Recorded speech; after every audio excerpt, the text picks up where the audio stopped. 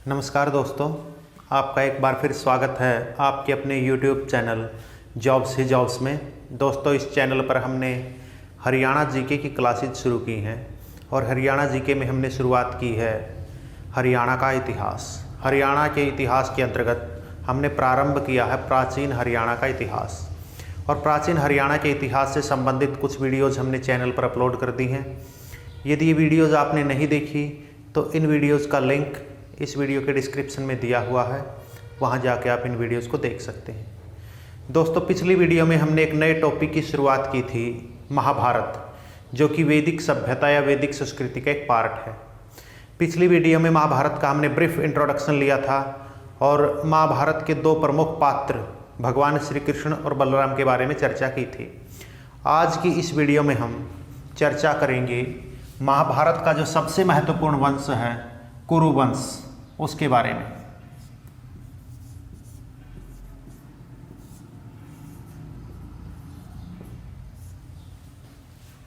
कुरु वंश का इतिहास बहुत लंबा रहा है। कुरु वंश की जो वंशावली है वो बहुत लंबी रही है, लेकिन हम कुरु वंश की शुरुआत करेंगे यहाँ पर महाराजा शांतनु से। हालांकि महाराजा शांतनु से भी पहले कुरु वंश में बहुत से प्रतापी राजा हुए हैं, लेकिन एग्ज़ाम के पॉइंट ऑफ व्यू से हमें शांतनु से शुरुआत करनी पड़ेगी, क्योंकि शांतनु से ही महाभारत की शुरुआत के बीज बोए गए हैं। तो कुरु वंश के एक प्रतापी और पराक्रमी राजा थे महाराजा शांतनु, और महाराजा शांतनु की जो राजधानी थी वो थी हस्तिनापुर।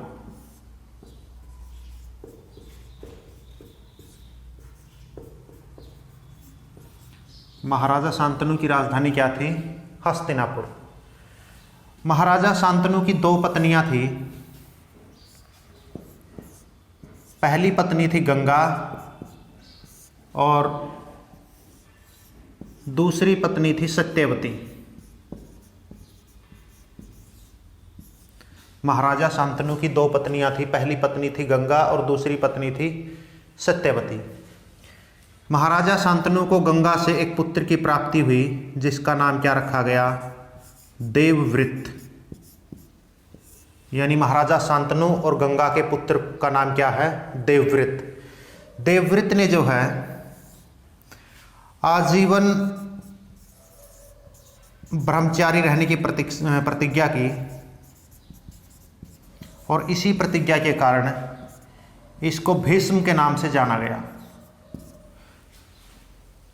देवव्रत ने जो है प्रतिज्ञा ली कि वो आजीवन ब्रह्मचारी रहेंगे, और इसी प्रतिज्ञा के कारण देवव्रत का नाम क्या पड़ा? भीष्म। भीष्म को और अन्य नामों से भी जाना जाता है, गंगा पुत्र या पितामह, क्योंकि ये कौरवों और पांडवों के पितामह थे, कौरवों और पांडवों के दादा थे। जो भीष्म थे इनको आजीवन इनको इच्छा मृत्यु का वरदान प्राप्त था। भीष्म को इच्छा मृत्यु का वरदान प्राप्त था, और भीष्म जो है महाभारत के युद्ध में कौरवों के पहले प्रधान सेनापति थे।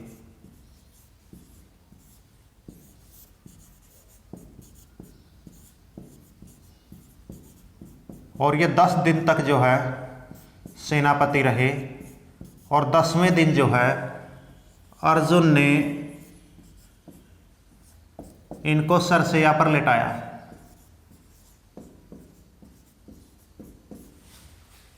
महाराजा शांतनु की दो पत्नियां थी, पहली पत्नी थी गंगा और दूसरी पत्नी थी सत्यवती। शांतनु को गंगा से एक पुत्र की प्राप्ति हुई, जिसका नाम क्या रखा गया? देवव्रत। देवव्रत ने जो है आजीवन ब्रह्मचारी रहने की प्रतिज्ञा ली और हस्तिनापुर राज सिंहासन की रक्षा करने की प्रतिज्ञा ली, और इसी भीष्म प्रतिज्ञा के कारण देवव्रत का नाम क्या पड़ा? भीष्म। इसको अन्य नामों से भी जाना जाता है, गंगा पुत्र और पितामह। देवव्रत को जो है अपनी माँ से इच्छा मृत्यु का वरदान प्राप्त था। जो भीष्म पितामह हैं वो कौरवों के महाभारत के युद्ध में पहले प्रधान सेनापति थे, और 10 दिन तक वो सेनापति रहे। 10वें दिन जो है अर्जुन ने अपने तीरों से जो है भीष्म पितामह को सरसैया पर लटा दिया। उसके बाद जो सत्यवती थी, सत्यवती के 3 पुत्र थे। सत्यवती के 3 पुत्र थे। 2 पुत्र थे इसको शांतनु से। पहले पुत्र का नाम था चित्रांगद और दूसरे पुत्र का नाम था विचित्रवीर्य। जो सत्यवती थी शांतनु की पत्नी, सत्यवती को शांतनु से 2 पुत्रों की प्राप्ति हुई, चित्रांगद और विचित्रवीर्य। सत्यवती के 1 पुत्र और थे जिनका नाम था व्यास।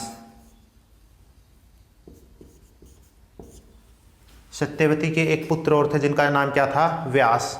शादी से पहले कौमार्य अवस्था में सत्यवती को पराशर ऋषि के वरदान से एक पुत्र की प्राप्ति हुई जिसका नाम क्या रखा गया? व्यास। यानी व्यास ऋषि की माता कौन थी? सत्यवती। और व्यास ऋषि के पिता कौन थे? पराशर ऋषि। सत्यवती को व्यास की प्राप्ति जो है शादी से पहले हुई थी, क्योंकि शादी से पहले पराशर ऋषि ने जो है एक वरदान दिया था और उस वरदान से जो है सत्यवती को व्यास के रूप में एक पुत्र की प्राप्ति हुई। शादी के बाद सत्यवती ने 2 पुत्रों को जन्म दिया, चित्रांगद और विचित्रवीर्य। इनमें जो चित्रांगद थे उनकी मृत्यु बाल्यावस्था में ही हो गई। चित्रांगद की मृत्यु जो है बाल्यावस्था में हुई और उसके बाद विचित्रवीर्य जो है वो हस्तिनापुर के राजा बने, क्योंकि भीष्म पितामह ने जो है प्रतिज्ञा कर ली थी कि वो कभी भी राजा नहीं बनेंगे। तो राजा किसको बनाया गया? विचित्रवीर्य को। उसके बाद विचित्रवीर्य की शादी हुई काशी की 2 राजकुमारियों से।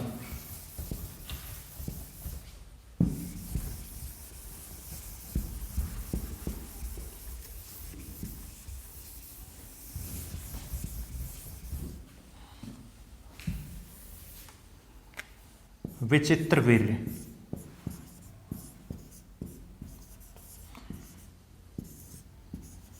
विचित्रवीर्य की 2 पत्नियां थी, अंबिका और अंबालिका।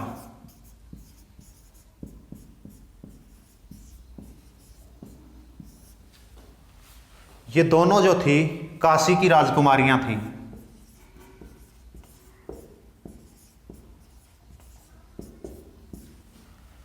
लेकिन शादी के कुछ दिनों बाद ही विचित्रवीर्य की मृत्यु हो गई। विचित्रवीर्य वीरगति को प्राप्त हो गए।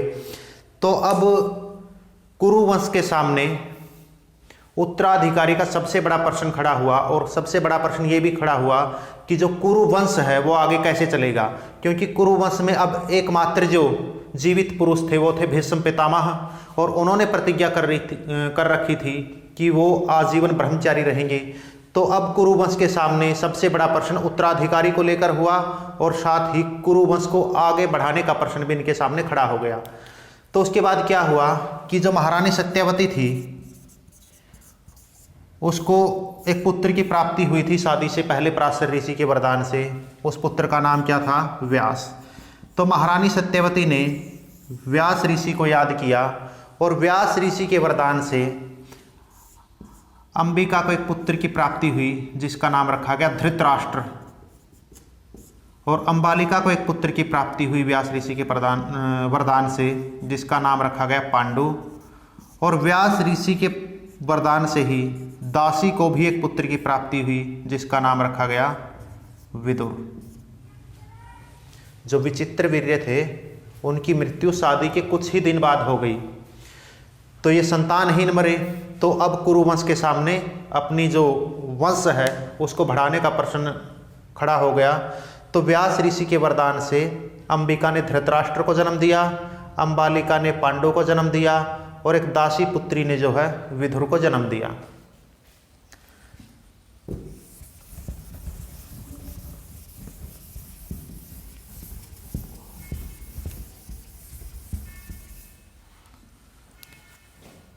इनमें धृतराष्ट्र जो है वो ज्येष्ठ कुरु थे, क्योंकि सबसे पहले जन्म किसका हुआ था? धृतराष्ट्र का। ये ज्येष्ठ थे लेकिन ये जन्म से अंधे थे। जन्म से ये अंधे थे। धृतराष्ट्र की शादी हुई गांधार नरेश की राजकुमारी गांधारी से, और गांधारी और धृतराष्ट्र को जो है 100 पुत्रों और एक पुत्री की प्राप्ति हुई। पुत्री का नाम था दुसला, और पुत्रों में जो ज्येष्ठ थे वो थे दुर्योधन। इसके अलावा प्रमुख पुत्रों में दुशासन और युयुत्सु। जो युयुत्सु हैं वो एकमात्र ऐसे कौरव थे जो महाभारत के युद्ध में पांडवों की तरफ से लड़े थे। युयुत्सु जो हैं कौरवों में एकमात्र ऐसे कौरव थे जो पांडवों की तरफ से महाभारत के युद्ध में लड़े थे। तो अंबिका से धृतराष्ट्र की प्राप्ति हुई। अंबिका को धृतराष्ट्र नाम का पुत्र हुआ जो कि ज्येष्ठ था, लेकिन जन्म से अंधा होने के कारण इसको हस्तिनापुर के राज सिंहासन पर नहीं बैठाया जा सका। धृतराष्ट्र की शादी हुई गांधारी से। गांधारी को 100 पुत्रों की प्राप्ति हुई और एक पुत्री की प्राप्ति हुई। पुत्री का नाम था दुसला, और 100 पुत्रों में जो ज्येष्ठ पुत्र था वो था दुर्योधन। उसके बाद था दुशासन। कौरवों में एक कौरव था युयुत्सु, और ये एकमात्र ऐसा कौरव था जो कि पांडवों की तरफ से महाभारत के युद्ध में लड़ा। उसके बाद अंबालिका से एक पुत्र की प्राप्ति हुई जिसका नाम क्या रखा गया? पांडु।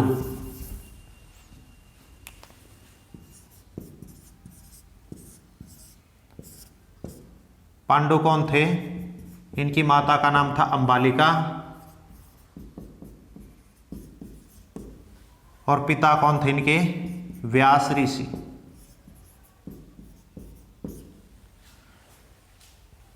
तो चूंकि जो धृतराष्ट्र थे वो जन्म से अंधे थे, इसलिए हस्तिनापुर का उत्तराधिकारी कौन था? पांडु था। तो महाराज पांडु को जो है हस्तिनापुर का राजा बनाया गया।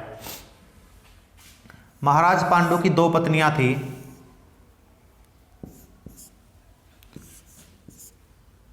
एक थी माद्री और दूसरी थी कुंती।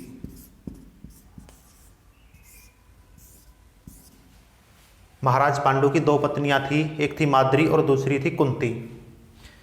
जो महाराज पांडु थे वो एक बार जंगल में शिकार खेलने के लिए गए हुए थे, और एक बार उन्होंने जो है किसी मृग की आवाज़ को सुनकर तीर चला दिया, लेकिन वे वास्तव में जो आवाज़ थी वो मृग की नहीं थी, वो किसी ऋषि की थी। तो वो तीर जो है ऋषि और उसकी पत्नी को लग गया, और उस ऋषि ने जो है पांडु को श्राप दे दिया कि तुम संतानहीन मरोगे। और जिस ऋषि ने श्राप दिया था उस ऋषि का नाम था किंदम ऋषि। महाराज पांडु एक बार शिकार खेलने के लिए जंगल में गए हुए थे, तो उन्होंने जो है मृग की आवाज़ को सुनकर तीर चलाया, और वो मृग जो है किंदम ऋषि और उसकी पत्नी को जा लगा और उनकी मृत्यु हो गई। मृत्यु होने से पहले किंदम ऋषि ने जो है पांडु को ये श्राप दिया कि तुम संतानहीन मरोगे। तो अब जो है पांडु को जो है ये चिंता हुई कि इसका वंश जो है आगे कैसे चलेगा। तो जो कुंती थी उनको दुर्वासा ऋषि ने एक मंत्र दिया था।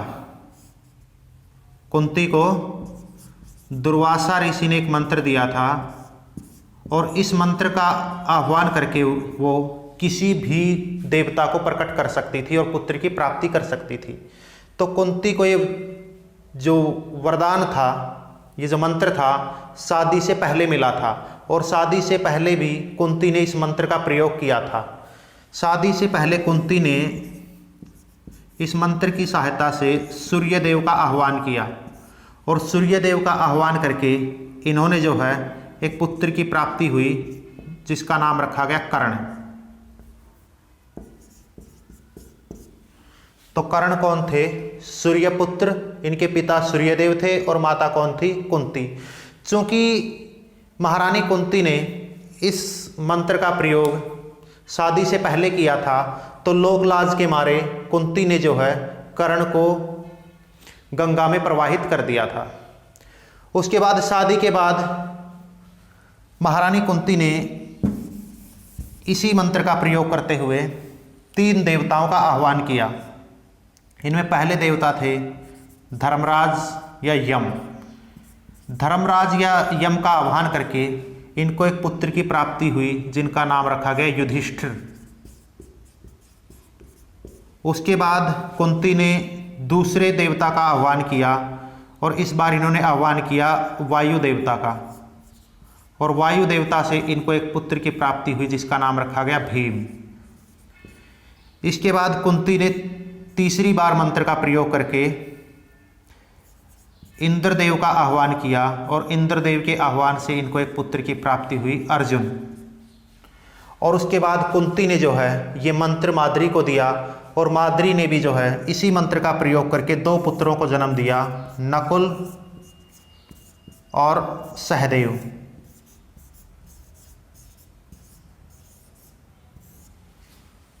क्योंकि पांडु को जो है ये श्राप मिला हुआ था कि तुम संतानहीन मरोगे, तो कुंती ने जो है दुर्वासा ऋषि के मंत्र का प्रयोग करके शादी के बाद 3 पुत्रों को जन्म दिया। धर्मराज का आह्वान करके युधिष्ठिर को जन्म दिया, वायु देवता का आह्वान करके जो है भीम को जन्म दिया, और इंद्र का आह्वान करके इन्होंने जो है अर्जुन को जन्म दिया। और शादी से पहले इन्होंने भगवान सूर्यदेव का आह्वान किया था, जिसके कारण इनको एक पुत्र की प्राप्ति हुई जिसका नाम रखा गया कर्ण। चूंकि कर्ण की इनको प्राप्ति शादी से पहले हुई थी, इसलिए कर्ण को इन्होंने जो है गंगा में प्रवाहित कर दिया था लोकलाज के डर से। तो अब हम महाभारत के जो कैरेक्टर्स हैं, पहले हम पांडव वंश के कैरेक्टर्स को पढ़ेंगे और उसके बाद कौरव वंश के कैरेक्टर्स को पढ़ेंगे। तो हम शुरुआत कर रहे हैं सबसे पहले कर्ण से, क्योंकि वो ज्येष्ठ पांडव थे। कर्ण के बाद हम चर्चा करेंगे युधिष्ठिर, भीम, अर्जुन, नकुल, सहदेव, और उसके बाद कौरव वंश की। तो कुंती के जो पहले पुत्र थे वो कौन थे? कर्ण। कर्ण की माता कौन थी? कुंती। पिता कौन थे इनके? सूर्यदेव। चूंकि कुंती ने जो है कर्ण को गंगा में प्रवाहित कर दिया था, तो इनके जो पालक माता थी, इनको पाला था राधे ने। इनकी मां का नाम क्या था? राधा। और पालक पिता थे इनके, वो थे अधिराज। जो कर्ण हैं उनकी वास्तविक मां कुंती थी, वास्तविक पिता सूर्यदेव थे, लेकिन कुंती ने इनको गंगा में प्रवाहित कर दिया। तो जो राधा थी और अधिराज थे, इन्होंने जो है गंगा में से इनको निकाल लिया और इनका पालन पोषण किया। तो इनकी पालक माँ कौन थी कर्ण की? राधा। और पालक पिता कौन थे? अधिराज। जो कर्ण थे वो कवच कुंडल के साथ पैदा हुए थे। भगवान सूर्यदेव ने जो है जब ये पैदा हुए तो वरदान दिया था कि कर्ण जो है कवच कुंडल के साथ पैदा होंगे और ये इनकी रक्षा करेंगे। लेकिन महाभारत के युद्ध से पहले इंद्र ने जो है इन कवच कुंडल को दान में मांग लिया था। कर्ण के धनुष का नाम था विजय, और कर्ण का एक पुत्र भी था जिसका नाम इन्होंने रखा था सुसेन। कर्ण के पुत्र का नाम क्या था? सुसेन। और कर्ण के गुरु का नाम था भगवान परशुराम।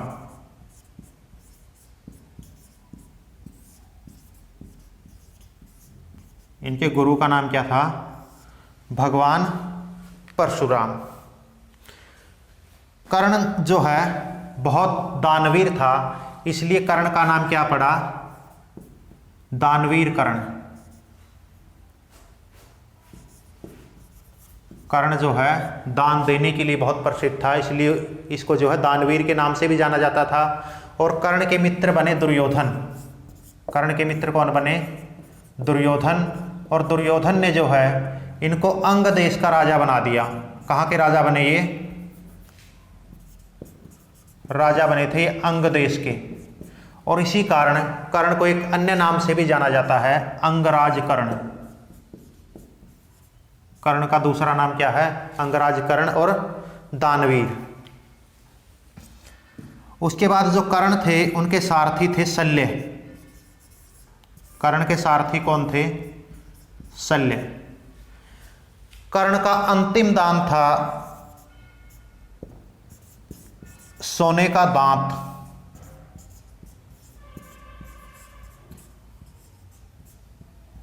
कर्ण का अंतिम दान क्या था? सोने का दांत। कर्ण को जो है महाभारत के युद्ध में अर्जुन ने मारा था 17वें दिन। महाभारत के युद्ध में कर्ण को किसने मारा? अर्जुन ने 17वें दिन। और कर्ण के नाम पर करनाल शहर और कर्ण झील का नाम पड़ा है। कर्ण कौन थे? कुंती के पुत्र और सूर्यदेव के पुत्र। लेकिन इनको पाला किसने था? राधा ने। तो ये इनकी पालक माँ थी और पालक पिता कौन थे? अधिराज। कर्ण के धनुष का नाम क्या था? विजय। इनका एक पुत्र था जिसका नाम क्या रखा गया? सुषेण। इनके गुरु का नाम था भगवान परशुराम। कर्ण के सारथी थे शल्य। कर्ण जो है वो दान देने के लिए बहुत प्रसिद्ध थे, इसलिए इनका नाम रखा गया दानवीर कर्ण। कर्ण के एक मित्र थे दुर्योधन। दुर्योधन ने जो है इनको अंग देश का राजा बना दिया, इसलिए कर्ण को अंगराज कर्ण के नाम से भी जाना जाता है। जब कर्ण पैदा हुए थे तो कवच कुंडल के साथ पैदा हुए थे, और ये कवच कुंडल जो है कर्ण की रक्षा के प्रतीक थे। लेकिन महाभारत के युद्ध से पहले इंद्र ने जो है कर्ण के कवच और कुंडल दान में मांग लिए। कर्ण जो है दान देने के लिए प्रसिद्ध था और इसका अंतिम दान था सोने का दांत। कर्ण की महाभारत में जो मृत्यु हुई थी वो अर्जुन के हाथों हुई थी महाभारत युद्ध के 17वें दिन। और करनाल शहर और कर्ण झील का नाम जो है कर्ण के नाम पर पड़ा है। तो आज हमने चर्चा की शांतनु के बारे में, और शांतनु के जो पुत्र थे उनके बारे में, भीष्म पितामह के बारे में, धृतराष्ट्र के बारे में, पांडव के बारे में, और ज्येष्ठ पांडुपुत्र कर्ण के बारे में। आगे की वीडियो में हम चर्चा करेंगे युधिष्ठिर, भीम, अर्जुन, नकुल, सहदेव और अन्य पात्रों के बारे में। आज के लिए इतना ही। यदि ये वीडियो आपको पसंद आई हो तो वीडियो को लाइक कीजिए, शेयर कीजिए, कमेंट कीजिए और चैनल को सब्सक्राइब करना ना भूलें। नमस्कार, जय हिंद, जय भारत।